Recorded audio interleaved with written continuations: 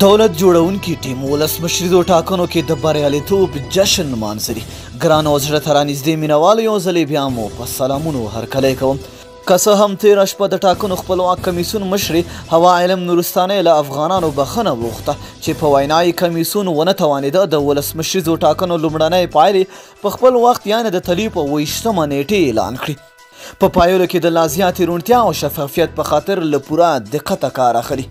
خو تېره ورځ په ولسمشریزې ماڼۍ کې د یوې خصوصي غونډې پر مهال د دولت جوړونکي ټیم ډلې چې ولسمشر غني ولسمشر نوماند امرالله صالح لومړی او سرور دانش دویم مرستیال دی ولسمشریزو ټاکنو کې د خپل بری خبره کړې ده.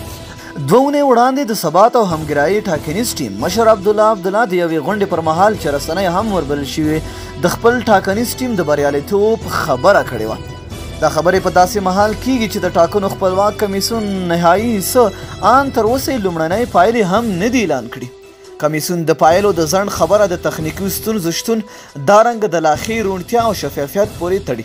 د دولت ساز ټیم ارګ د ځانګړې غونډې پر وخت ویلي چې دوی د هغه رایو چې د ټاکنو کمیسیون سرور ته داخلي شوي یعنې بایومټریک رایې دي پکې تر نورو ټاکنیزو ټومینو مخکې دي او په وینا یې تر 50 سلنه ډېرې رایې د دوی شاملې دي. د غونډې برخوالو لخوا دولت جوړونکي ټاکنیزې ډلې ته مبارکیانې ویل شوي. هممهاله پریکړه شوې ده چې باید د بریالیتوب د جشن مانځنې لپاره د چمتووالي ونیول شي.